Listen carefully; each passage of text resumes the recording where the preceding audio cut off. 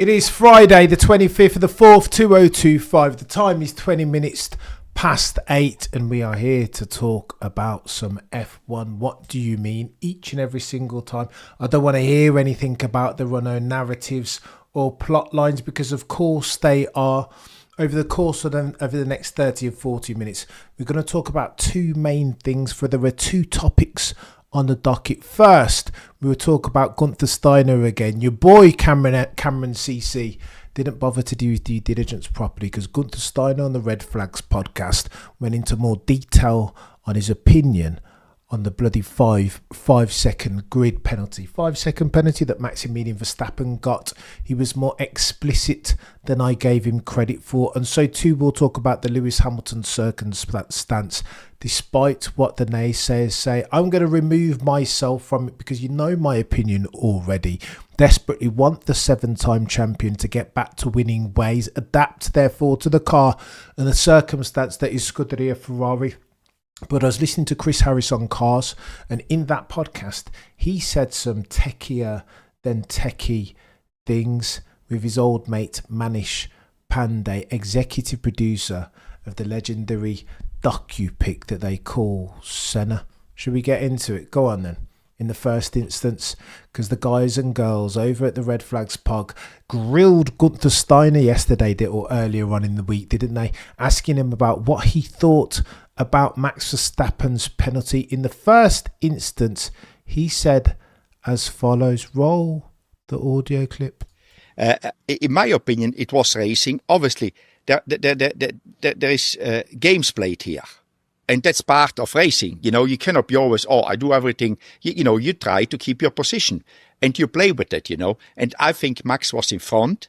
And that for, how he played that, it worked for him. It was like, as they said, mitigating circumstances. It was the first lap. If you do it another lap, I would be, but you're racing. That is what racing is about. Should he go off and brake and let the other one by? No. And I always go back. You guys know who Max Papis is.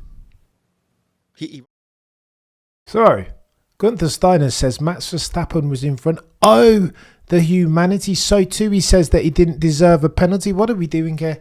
I don't know who or what to believe now as far as the FIA is concerned. It seems like it's one of these instances in Formula One that as soon as you bring it up at a dinner or a party, that will be the conversation for the night. Did Max Verstappen deserve a penalty in the first instance? And if he did, was it 5 seconds or 10? Now, I know it was many moons ago, nearly 7 days ago now, for Pete's sake, but people are still talking about it. Gunther Steiner continues. Roll the clip. Yeah, and he said, and we spoke about, and one thing which I never will forget is, if we have any doubt if something what happened is not a penalty, the decision is give no penalty. You know what I mean? If it is 99% clear that it is a penalty, it's still not 100%. Don't give it. And in my opinion, like it was like, okay, it was a penalty, but we think so, but it was the first turn. So let's halve the penalty. Because, and in my honest opinion, I think Lando would have overtaken him anyway. Oscar would have taken, yeah. Yeah. Oscar. Either with strategy. I always mix Lando and Oscar up. It's age. It's my age now. Sure. That's I'm not good with names, but Oscar would have overtaken him anyway. Either to the pit stop with the strategy, because he was clearly in control after he got in front. He was not playing. I mean, obviously he was racing, but he was no fear. But it would have done a lot better than waiting until he comes in and then Max comes out second. Okay. Oh, the humanity chat. If you're in doubt, then the FIA, stewards, etc., race director, then give no penalty. Why? Because this is racing, says Gunther Steiner. Again, a much more goatee F1 mind than I ever will be. I agree with him to a certain extent. If there is a doubt about whether to give him a 5 or 10 second penalty, then just let them go. I understand that, but in this situation, turn 1, Oscar, Max, was there any doubt really? Open question. non-rhetorical one, chat. Gunther Steiner continues, and again, shout out to the guys and girls over at the Red Flags pod. Link will be in the description. Roll the clip. Forgotten about, So it's... So you think Max is right to be pissed? Yes. Forgotten about. Say how you really feel it, Gunther. He says that Max Verstappen was well within his rights to feel aggrieved at the circumstance that was turn 1, round 5, the Saudi Arabian Grand Prix Jeddah Corniche. I don't know. I have no clue. I don't know on what side of this fence I sit. Now, are the FIA, have they been, if past this prologue, consistently inconsistent? 100,000%. And I think that's the most pertinent point in this, that the probability is that they will not get it right all the time. They don't even go close to batting 1,000. And if the arbitration of $1 billion sports franchise is something in which we want to be invested in as far as Formula One and community fans, then the FIA need to start getting it right. I would argue under the umbrella heading of being consistent, fair across all related parties, instituting for the rules in a way that is robust and answerable, accountable to, then the FIA need to sort themselves out. And I think that's why Max Verstappen overall was so fuming. If past this prologue and they'd been nothing if not consistent, yeah, of course Maximilian Verstappen would be fuming at the fact they'd lost the race at the altar of a 5-second penalty.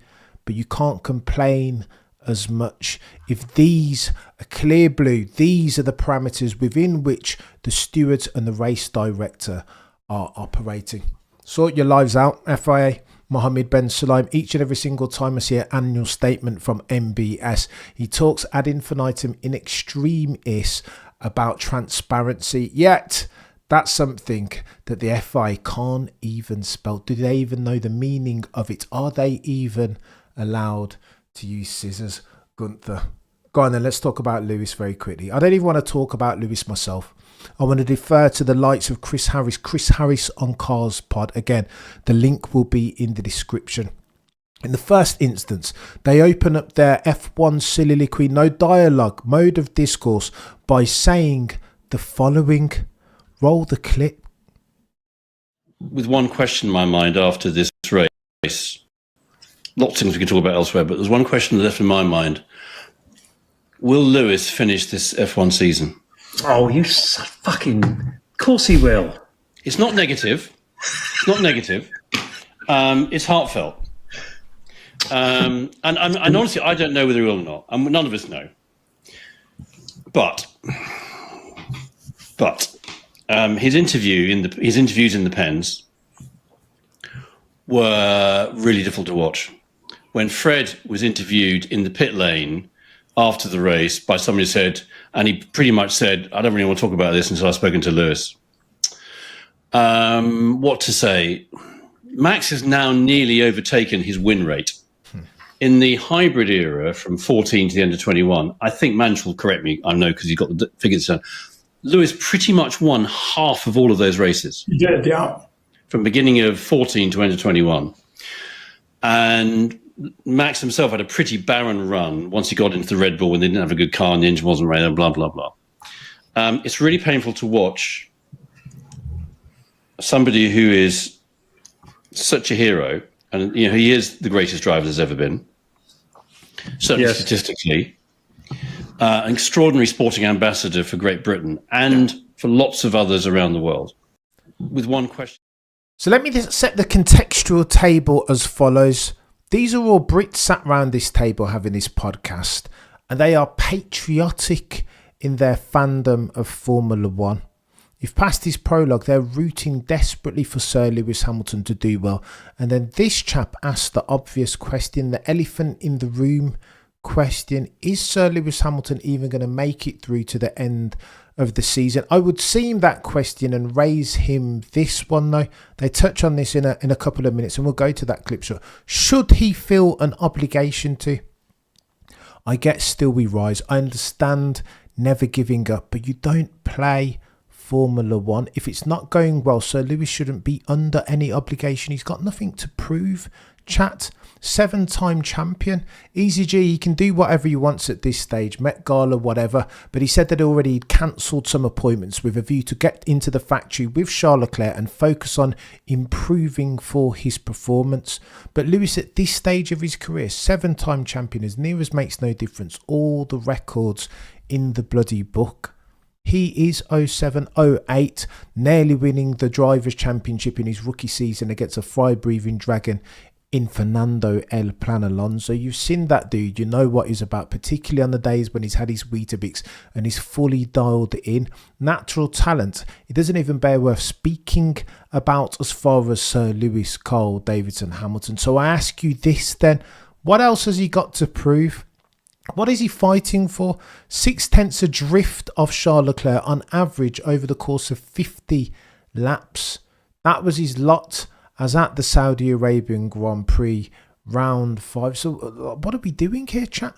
Genuine non-rhetorical question. I will always defer to Dana White, head honcho of the UFC. He talks about his athletes, his fighters, as being almost addicted to the spotlight. How can you get that back after you retire? And that's why so many of them, boxers too, pugilists who step into the squared circle, that's why so many of them and sports athletes hang around for so long. What does life look like after the sport? Non-rhetorical question. Well, Lewis has got a load of things he can do, right? He can rap, he's an artist, he loves fashion, he's an altruist, like a philanthropist, everything. He's got a gazillion things to do. He's a mainstream superstar, crossover star, in a way that not too many F1 drivers could even conceptualize of, let alone execute for. So Lewis Hamilton is different in that sense. And of course, he will have himself a very fruitful life after F1. And I say all of that to say this. What is Sir Lewis hanging around for? Why would he feel the need necessarily to finish the season if he's 0.6 adrift, mulling around in the mid-pack, the carbon fibre zone with bloody Pierre Gasly and Jack Doohan? What is that about? I don't think that does anything necessarily for his legacy. And indeed, Sir Lewis Hamilton naysays, you can see them coming out the cracks already, talking about, well, he's always been a fast car merchant. When has Lewis outperformed the car? Well, go back to 2012 and you can see an example of that, right? There have been examples sprinkled up and down Lewis Hamilton's career. 2018 Singapore, a very famous instance. But now the body of work is brewing, burgeoning, for people that say Sir Lewis has always been a fast car merchant. Since 2022, he's never been the same. Now, potentially that's ground effect era related, or potentially that's post Abu Dhabi 2021 related. Would you expect Sir Lewis to be the same emotionally, having gone through what he went through in 2021, having gone through what he's been through all of his career? Non-rhetorical questions, by the way. And again, this podcast, the Chris Harris on Cars podcast, is so good because it is divergent opinions and modes of discourse as far as F1 is concerned. It gets techier because one of the panel disagrees and says, of course, Lewis Hamilton will finish. What are you talking about, mate? Roll the clip. Answer that. Why do you think he will? Because he's cool and he's strong and he's tough and he's been through so much shit in his life, as if he's going to give up. He could have given up many, many, many times. Yeah, he's a Formula One driver. He's won 6 or 7, whatever it bloody is, 7. He's getting 100 million a year. He's loves what he does. He's obviously not happy there. The car doesn't work for him. I'm not Mr. Technical on all this at all, but he wasn't bullshitting, was he? He wasn't excuses. I thought he was very frank. He wasn't blaming other people, which I thought was a lovely trait of a decent human being, because most other Formula One drivers who are more selfish and self-obsessed would be blaming other people. He just said, I can't explain it. Clearly the car's good enough to finish third, right? Was it third? Yep. I thought that was a good answer. Not the easiest of answer for him. And he's clearly a bit pissed off and the car's not that fantastic. You got Max, who's just the best driver, and McLaren the best car. And he's sort of stuck down there with the also rans, I suppose, isn't he? This is the problem, chap. He's just stuck down there with the also rans, and I would contend as my principal supposition that Lewis Hamilton shouldn't be down there with the also rans. This has been my argument about Fernando Alonso for the longest time. At the ripe old age of 500 gazillion years old, 43 to 44, I don't want to see him down there in the carbon fibre zone, because we know he's better than that. I would kill for a season when we saw Alonso, Max Verstappen, Sir Lewis, Charles Leclerc, Lando, Oscar Piastri, George Russell, all fighting for a championship in equal-ish machinery. Surely that's what we want as F1 fans. Carl says, of course he will finish the season with the new regs cars coming next season, unless he gets so slow that he's a second off Leclerc's pace. Carl, let me push back on that, sir, constructively and respectfully. 0.6 of a second over the course of 50 laps. I've never in my life, as long as I've been watching Sir Lewis, seen something as bad as that performance-wise. That's why he gets out the car, the true sayer that Sir Lewis Hamilton is. And he says, listen, I need a brain transplant. There are no good things. There are no positives to be taken out of this week. Because again, Charles Leclerc drops it in third podium settings. That's positive for Scuderia Ferrari. But when you compare the market, the variance between Charles Leclerc, aka modern day Jean Alesi, and Sir Lewis Carl, there is a chasm between the two. And again, if you're Sir Lewis, the first thing on your strategic objective priority list is to beat your teammate, or maybe not now, because people will cry acclimatization, probation period. This is still honeymoon. 5 races deep, brand new circumstance and setting from carbon industry, brakes, calipers and discs. Now he's dealing with Brembo. And again, if you're Sir Lewis, you weaponize speed by dint of your ability to be progressive on those brakes. Last of the late breakers is the lot of Sir Lewis Hamilton. That's where his speed comes from. So, of course, brand new brakes, brand new feel. Of course, you're going to take something away from Lewis. Add to that the instability at the rear, the bloody new steering wheel, a brand new team, the lumpy PU as far as engine braking and its delivery of that. And then you have yourself a proper acclimatization phase for Sir Lewis Hamilton.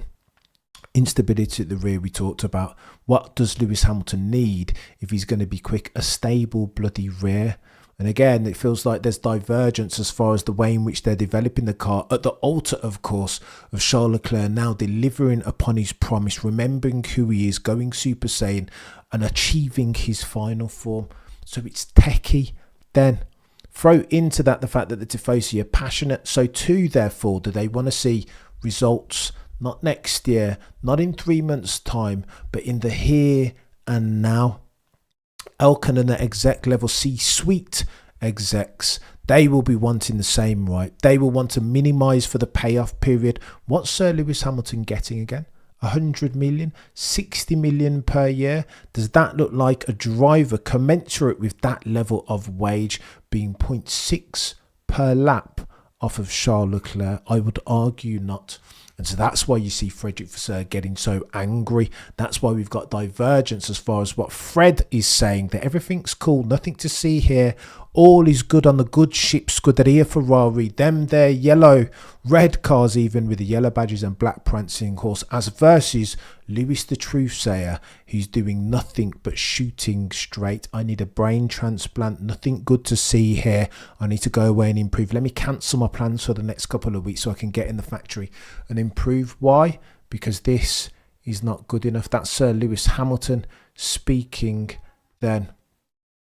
And then Manish Pande chimes in. Brilliant podcast, by the way. Check out the link in the description. Manish Pande, executive producer at Senna, knows a bit or two about Formula One. And here is his principal point of contention. Roll the clip. To make something of this in terms of PR, if he's so unhappy. If he was rolling up to the press conferences, when I was in Bahrain, I actually went to the press pen and watched him. I just watched his body language. And it was really difficult to watch because this is a guy who's, after a race, normally standing on a podium, smiling, telling the audience, telling the fans, it's great to see you're the best fan since last week, doing a brilliant sort of Bruce Forsyth, soaking up the happiness, walking away with his trophy. And I'm slightly with Mr. Chris Cornwall, which is the idea that, it really is fighting in the midfield when you've got very few seasons left. It's just not a really nice way to bow out. It slightly reminds me of, because I'm into my Formula One history, there's got very slight shades of Graham Hill about it. He had these, this is a man who won at Monaco 5 times. He was a double world champion, and you see him at the end of his career kind of tooling around in his own team, an embassy team. He earned quite a lot of money from that sort of his penultimate season, last season. But you could see he wasn't enjoying it anywhere near as much as he should. And I think this is, Formula One's safe, okay, but it's not that safe. And I think they do risk their lives every time they get into the car without getting to the statistics of it. And, I think you should be enjoying your life. And, if Lewis isn't enjoying this, I think, he's a big enough guy to turn around and do a Niki Lauda, I think, and go, you know what? Touche, Manish Pande. Lewis Hamilton isn't a business man. He's a business, man. Of course he's big enough, Manish Pande. Why would he endure this? It makes no sense. Don't sulk, you're a legend. Father Time indeed does catch up with even the greats. Father Time is undefeated, undisputed, pound for pound, has never lost a round. That's why I cite Dana White, head honcho of the UFC, would always say, the second that you utter the "ruh" of retire, the second that you think about retirement, then it's time for you to retire. It is time for you to hang up your Nomex. However, to that point, Sir Lewis Hamilton isn't saying that, is he? I just saw a tweet where he's talking about still we rise, don't give up on me, stay with me. And I think we should take him at his word because he's nothing if not a true sayer. But how many sports athletes at this level have called time when they should have called time, don't sulk? How many? You can count on a couple of hands, right? So many have stayed long after they lose pace in absolute terms. So after they have the hunger to win, long after they're prepared to pay the tax requisite to win races and therefore championships. And here's why I feel like, as far as his career, Sir Lewis Hamilton is in the carbon fibre zone. Yeah, of course, the diehards, extremists and fundamentalists, Colt LH proper, will cry, "What are you talking about, Cameron? He's a 7-time champion. He's one of the best that we've ever seen." And that's all true. But past performance bears no relevance to what you'd expect to see in the future, and definitely not the present. It's been chaos, chat, thus far. And I know it's only 5 rounds deep, and maybe this is all a bit premature, maybe. But again, if we're talking about the extent of the underperformance, even normalised for acclimatisation process, honeymoon period, probation, brand new steering, brand new brakes, brand new circumstance enter, even normalising for all of the aforementioned, 0.6 per lap for 50 laps. That, ladies and gentlemen of the F1 jury, is chaos indeed. Oh, the humanity. Let me play this final clip because Manish Pande and co agree that something's very different about Lewis Hamilton's body language. Manish Pande says that he was at Bahrain and he saw Sir Lewis up close and personal. Some of those answers, brain transplant. There are no positives to take going forward. I'm just slow. They are painful to watch. Sir Lewis Hamilton, mischievous. Go back and watch the chap on Top Gear. In his pomp, in his prime, young, hungry lion, Sir Lewis. That's who I recall Sir Lewis Hamilton has been. 2018. Go back and listen to Sir Lewis after the Spanish sprint race and the pole. Spanish, Chinese even. The victory. And again, you might argue that he was bloody running the car too low potentially. But I'm talking about the outcome here more than the process. That Lewis Hamilton was joyful. I can't recall prior to Silverstone last year, the last time that I saw Lewis Hamilton revel, be so joyful in his racing. And herein lies the problem, chat. Roll the clip. Again, Chris Harris on Cars. The link to the podcast will be in the description. Yeah, I think the fact that he's angry is a good sign for me. Sure. That would be... And I worry that he's not angry. I worry that he's not angry. Yeah, I don't feel the anger. What I feel, No. it feels like the shoulders are very slightly dropped to me. I mean, maybe you'll find they are working very, very hard on that car. His relationship with engineers improving, and hopefully, there will be just some personal renaissance. But yeah, I think the fact that he's Chaos chat. I don't even think Lewis Hamilton is angry. Which speaks to, I don't know what that speaks to. Did that speak to nonchalance? They say that indifference is one stage after hatred. And I'm not sure Lewis Hamilton can care, at least at the age of 40 years old, as much as he would have done at 35. I'm not sure it's possible, chat. Yeah, Lewis in his own mind will feel like he's got something to prove, even though he has not. But yet and still, 40 years old, different level of risk management, different level of desire and care has to be as versus Lewis Hamilton of 25 or 26. Then what are we doing here? This makes no sense. Why would you continue to flog a dead donkey? And as blasphemous as it sounds, I wouldn't disagree necessarily with Lewis Hamilton, Sir Lewis, at the ripe old age of 40, not having anything to prove to anyone, not least himself, hanging up his Nomex. I hope Sir Lewis Hamilton have people around him that have his best interests at heart, because these F1 media streets are ghetto and gangster. Lord have mercy, says EC. Mate, listen, it's a conversation. You hear them talking about it. And the reason why I play that, EC, because if anybody's British biased, that Chris Harris on Cars podcast, all to a man, they are unashamedly rooting for all the Brits. You hear that chap say, don't be bloody stupid. Of course Lewis is going to get to the year. Of course he's going to finish the season. That unashamed British bias, and that they're saying it, having this conversation about Lewis Hamilton's countenance, tells you all you need to know. He does need to get another hottie like Nicole Scher. Bloody door. Well, he said specifically, right, Nasher of Quickstop F1 will cite this, that if you're talking about commitment, he's deliberately delayed having a family till after F1 so this focus doesn't stray again. Mark Priestley, F1 Elvis, said you could tell instantly when Lewis Hamilton wasn't that fast in the car that there was a link to his relationship, that he was having a bad day, no, an off day with Nicole Scherzinger back in the McLaren days. It's Techy. Nicole was not a girlfriend, just a girl. Oh my gosh, that's so Techy.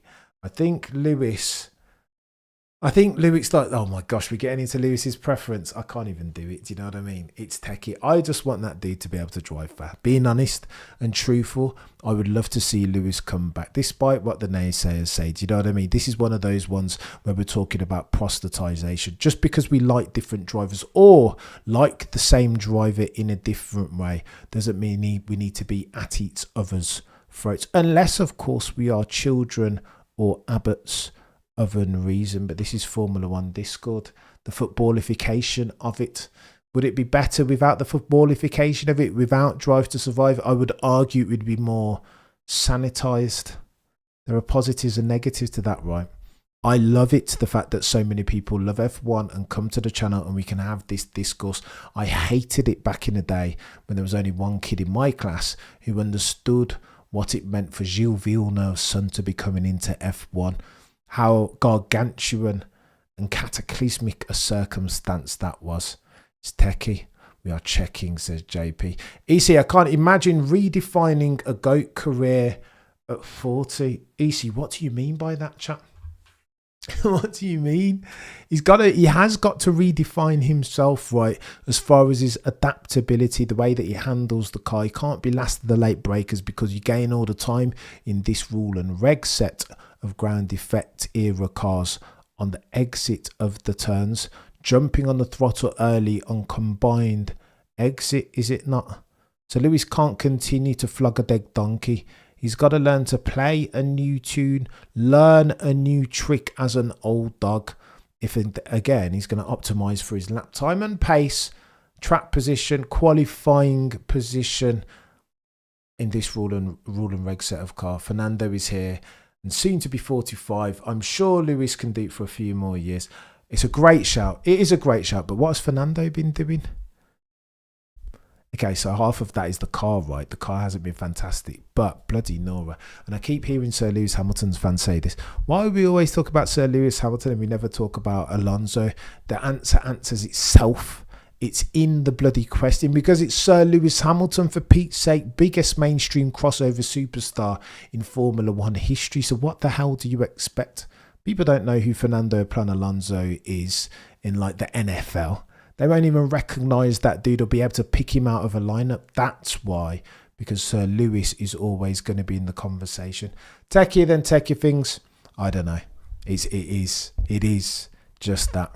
Challenge to redefine your rooted behaviours is immense. Hell of a challenge at the ripe old age of. I don't disagree, EC. And again, what you're saying, EC, is only shedding more light, more truth on the fact that the hill up which Sir Lewis will need to climb grows ever steeper by the second. Rob Smedley has told us, I will reiterate for the avoidance of doubt, that if you are a Tifosi team member and you are winning in Italy, so the adulation of the Tifosi is so strong, so deep, that you'll never need to buy a drink nor a meal. Not in Rome, not in Milan or anywhere else in Italy. But if you are losing, Rob Smedley said, race engineer Felipe Massa back in the day, then it's going to get techie for you, for they will spit at you in the street. There is love or hate. There is no in between. There are no shades of grey driving that their red car with them their yellow badges and that black prancing horse atop. And particularly in the third year of the Frederick Vasseur era. We know that he's lost some allies. There was a dude over at Stellantis who was instrumental in appointing Frederick Vasseur. That dude's now stepped down. Frederick Vasseur is in the third year of his career, his stint as team principal of Scuderia Ferrari. So what do you think he needs to do? Of course, he needs to win. He needs to win something. Should have won the Constructors last year, but for some fortuitous circumstances or lack thereof, he'll need to get something done this year. And you can already hear in his tone that the pressure cooker is pressure cooking. It's going to get techie, ladies and gentlemen. And we've only got a couple of days, 7 days to the next Grand Prix at Miami. We'll talk about Red Bull and their upgrade. Helmut Marko saying that Red Bull might potentially close the gap between themselves and McLaren between now and Imola at the altar of a couple of different upgrades, floor, potentially wings, potentially. We'll talk about that more tomorrow, 10 a.m. You guys have been legends. Enjoy the rest of your Friday. Between now and next time, as always, the prosecution rests no further questions. Your Honour.